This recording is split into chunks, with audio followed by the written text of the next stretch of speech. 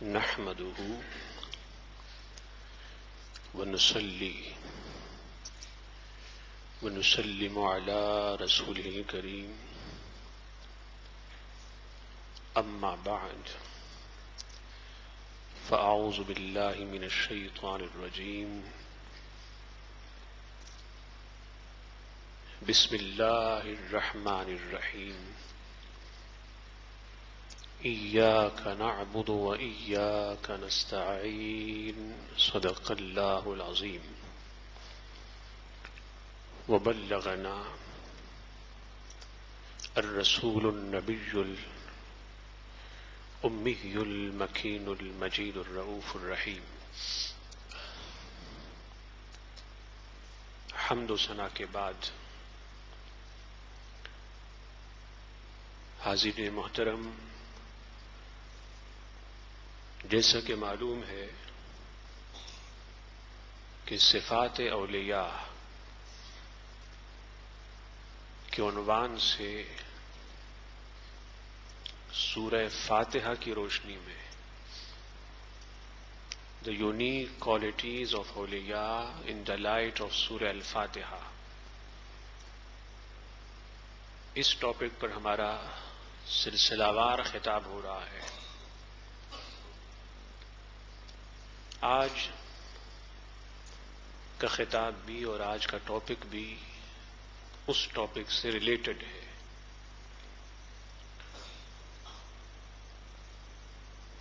آپ نے ایک حدیث سنی جو فیمس حدیث ہے کہ الصلاۃ معراج المومنین، نماز مومن کی معراج ہے۔ معراج میں بنیادی طور پر 4 باتیں ہیں۔ سفر معراج میں بنیادی 4 باتیں ہیں جن سے معراج تشکیل پاتا ہے۔ نمبر 1، حضور علیہ السلام کے دل مبارک کا زمزم کے پانی سے دھویا جانا۔ آپ جانتے ہیں کہ سب سے پہلے سیدنا جبریل علیہ السلام نے آقا علیہ السلام کا دل مبارک نکالا اور اس کو زمزم کے پانی سے دھویا۔ دنیا کا ہر پانی ہے جسے بیٹھ کے پینا چاہیے، لیکن زمزم کا پانی وہ ہے کہ اسے کھڑے ہو کے پینا چاہیے۔ اس کا ایک ریزن یہ ہے کہ اللہ کے محبوب رسول صلی اللہ علیہ وسلم کا دل مبارک اس پانی سے ٹچ ہوا ہے۔ حضور علیہ السلام کا دل مبارک اس پانی سے دھویا گیا، اس لیے اس پانی کی رسپیکٹ ہے۔ جب آپ کے پاس کوئی آتا ہے، استاذ ہو، والد ہو، مرشد ہو، کوئی بڑا ہو، تو آپ رسپیکٹ میں اٹھتے ہیں، کھڑے ہوتے ہیں۔ تو کھڑا ہونا یہ ایک سائن آف رسپیکٹ ہے، تعظیم کی ایک علامت ہے۔ حضور علیہ السلام کو زمزم کے پانی کی حاجت نہ تھی، زمزم کا پانی حضور کے دل کا محتاج تھا۔ آپ میں سے ہر ایک چاہتا ہے نا کہ وہ زمزم کا پانی پیے، ہر ایک شخص کی یہی خواہش ہوتی ہے۔ تو آپ کی خواہش یہ ہے کہ آپ زمزم کا پانی پیے، اور زمزم کی خواہش یہ تھی کہ وہ حضور علیہ السلام کے قلب اطہر سے لگے۔ آپ کی بھی خواہش ہے کہ آپ حضور کے دل سے لگے، خواہش ہے یا نہیں ہے؟ اللہ سب کی پوری کر دے۔ اور میں نے بتایا میرے آقا کریم ہے۔ کیا؟ کل میں نے وظیفہ دیا تھا، آقا کریم ہے۔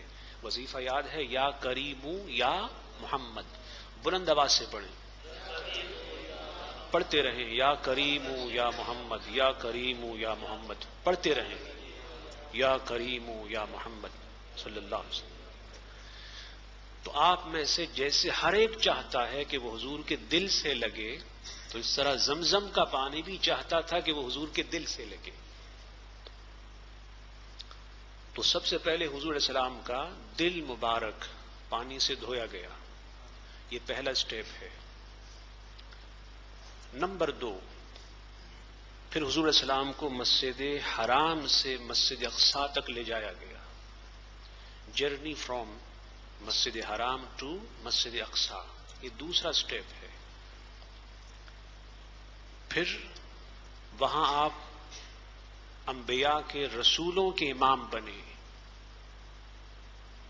انبیاء کے اور رسولوں کے امام بنے. اعلی حضرت نے فرمایا کہ سیادت کل تمہارے لیے اور امامت کل تمہارے لیے.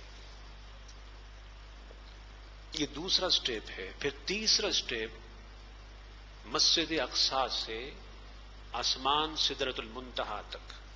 3 ہو گئے. پھر جو چوتھا ہے وہ سدرۃ المنتہا سے لامکان تک، جہاں حضور علیہ السلام نے اللہ کے دیدار سے آپ کی آنکھیں ٹھنڈی ہوئی.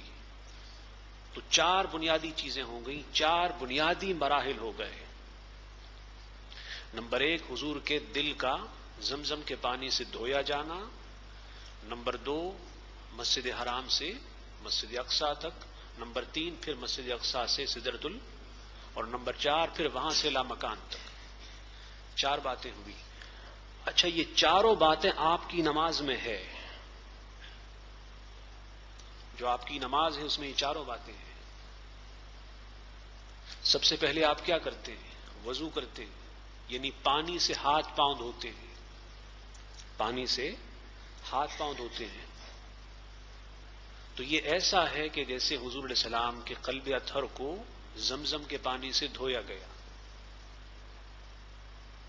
پھر اس کے بعد قیام ہوتا ہے. یہ قیام ایسا ہے کہ جیسے مسجد حرام سے مسجد اقصی کا سفر.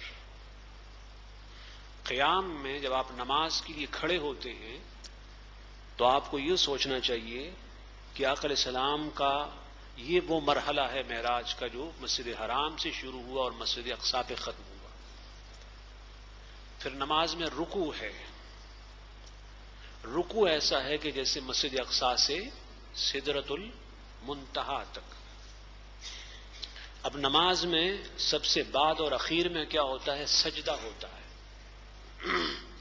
سجدہ ایسا ہے کہ نمازی اللہ کی بارگاہ میں پہنچ گئے. صحیح مسلم میں ہے کہ انسان جب سجدے میں ہوتا ہے تو سجدے میں وہ سب سے زیادہ اللہ سے قریب ہوتا ہے. تو جب آپ رکوع میں ہوں تو یہ سوچا کریں کہ اب مرحلہ شروع ہوا معراج کا اقصی سے سدرۃ المنتہا تک. پھر جب سجدے میں جائیں تو آپ سوچا کریں کہ اب مرحلہ لامکاں کا ہے، دیدار ربانی، ڈیوائن ویژن، اللہ جل مجدہ کے دیدار و زیارت کا. تو جب اس تصور اور کانسیپٹ سے آپ نماز پڑھیں گے تو پھر آپ کی نماز نماز ہوگی. پھر وہ نماز معراج ہوگی. اولیاء اسی خیال سے، اسی تصور سے نماز پڑھا کرتے تھے. اور یہ خیال کب آتا ہے؟ یہ خیال حضور کی محبت سے، حضور کے عشق سے آتا ہے. ابھی آپ نے اعلی حضرت کے خلیفہ مولانا جمیل رضوی نور اللہ مرقدہ کا کلام سنا. وہ فرماتے ہیں کہ آنکھوں کا تارا نام محمد صلی اللہ علیہ وسلم. The star of eyes is the name of محمد صلی اللہ علیہ وسلم. آنکھوں کا تارا، اس کو آپ کیا بولتے ہیں؟ زیتوال بولتے ہیں. آنکھوں کا تارا. میں زبان بھولا نہیں ہے، اتنے عرصے کے بعد آپ کی میں زبان نہیں بھولا.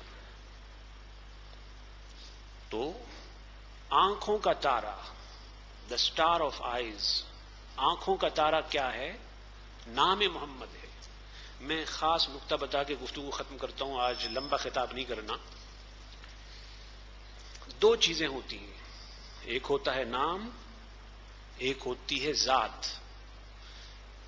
ذات کا معنی نام والا. جیسے جمعہ مسجد، تو جمعہ مسجد یہ نام ہے، نام کس کا ہے؟ مسجد کا ہے. تو جمعہ مسجد یہ نام ہے، اور یہ جو مسجد جس میں آپ بیٹھے ہیں یہ کیا ہے؟ ذات ہے. دو چیزیں ہو گئی، ایک نام اور ایک ذات. تو شاعر کیا بتا رہے ہیں؟ شاعر یہ بتا رہے ہیں کہ حضور کا نام آنکھوں کا تارا ہے. تو اگر حضور کے نام کا یہ مقام ہے تو پھر حضور کے ذات کا مقام کتنا بلند ہوگا؟ نام محمد کہا ہے، ذات محمد نہیں کہا. تو جس کا نام اتنا بلند ہو، جس کا نام اتنا اونچا ہو، جس کا نام اتنی بلندی پر ہو، اس کی ذات پھر کتنی بلند ہوگی، اور اس کی ذات پھر کتنی اونچی ہوگی، اور اس کی ذات پھر کتنی اعلیٰ اور عرفہ اور بلند ہوگی. تو جب کیفیت یہ ہوتی ہے کہ حضور علیہ السلام کا جو نام نامی اس میں گرامی ہے وہ مومن کی آنکھ کا تارا بنتا ہے. پھر آگے کیا کہتے ہیں کہ دل کا اجالا، the light of the heart, دل کا اجالا. دا نیم آف محمد صلی اللہ علیہ وسلم is the light of the heart. حضور علیہ السلام کا نام مبارک وہ دل کا اجالا ہے، وہ دل کی روشنی ہے. ہم میں سے ہر ایک یہ چاہتا ہے کہ اس کی نماز معراج بنے. کیا؟ اس کی نماز معراج بنے، ہر ایک چاہتا ہے. تو نسخہ میں نے دے دیا. نسخہ یہ ہے کہ جس کی آنکھوں میں حضور علیہ السلام کا نام نامی اس میں گرامی تارا بن کے چمکے، اور جس کے دل میں حضور کا نام سورج بن کے اور چاند بن کے نکلے، اور حضور کے دل میں اجالا، مومن کے دل میں اس نام سے اجالا ہو، روشنی ہو، تو پھر جا کر اس مومن کی نماز معراج بنتی ہے. پھر جا کر اس مومن کی نماز معراج بنتی ہے. اس لیے نوجوانوں، نماز بہت امپورٹنٹ ہے. فرض نماز ہو، نفل ہو، خاص طور پر رات کی تہجد کی نماز ہے، بہت امپورٹنٹ ہے. عشق کے ساتھ ساتھ پھر جو عشق کے تقاضے ہیں اس کو بھی پورا ہونا چاہیے، اسے بھی پورا ہونا چاہیے. تو بتا یہ رہا تھا کہ حضور علیہ السلام کا جو نام نامی اس میں گرامی ہے، جب وہ آنکھوں کا تارا بنتا ہے اور دل کا اجالا بنتا ہے تو پھر جا کر مومن کی نماز معراج بنتی ہے. پھر جا کر اس کی نماز میں وہ لذت ہوتی ہے، مزہ ہوتا ہے کہ جو حضور علیہ السلام کو معراج میں عطا ہوا. حضور علیہ السلام کبھی حضرت بلال سے فرماتے، یا بلال ارحنا بالصلاۃ، بلال نماز کے لیے اذان دے کر ہمیں سکون دے. جب حضور بے چین ہوتے، تڑپتے، مچلتے اللہ کے دیدار کے لیے، اور اللہ کی دیدار کی یاد پھر سے تازہ ہوتی، اللہ کے دیدار کی یاد پھر سے آتی، تو بلال سے کہتے بلال اذان دے دے تاکہ ہم مولا کی نماز پڑھ کے وہ جو معراج کی رات والی دیدار کی لذت کی کیفیت تھی پھر اسے تازہ کر لیں. ہوتا ہے نا جب آپ اپنے محبوب سے ملتے ہیں، پیارے سے ملتے ہیں، چند دن ہو جاتے ہیں، ملاقات نہیں ہوتی، یاد آتی ہے نہیں آتی؟ بولیے، یاد آتی ہے. تو اگر آپ کو مخلوق کی یاد آتی ہے تو کیا حضور کو خالق کی یاد نہیں آتی ہوگی؟ اس لیے صوفیہ کہتے ہیں کہ تعجب کی بات یہ نہیں ہے کہ حضور گئے ہیں، نہیں، تعجب یہ ہے کہ واپس کیسے آئے ہیں، واپس کیسے آئے ہیں. اور بعض صوفیہ کہتے ہیں اگر ہم ہوتے تو پھر واپس پلٹ کے کبھی نہ آتے. میں نے کیا کہا تھا، وظیفہ کیا دیا، یا کریمو یا محمد صلی اللہ علیہ وسلم. کریم ہے نا تبھی تو پلٹ کر آئے، چاہتے تو وہاں رہ جاتے. یہ مکان بھی ان کا ہے، لا مکان بھی ان کا ہے، مکی بھی ان کا ہے، زمان بھی ان کا ہے، سب ان کے.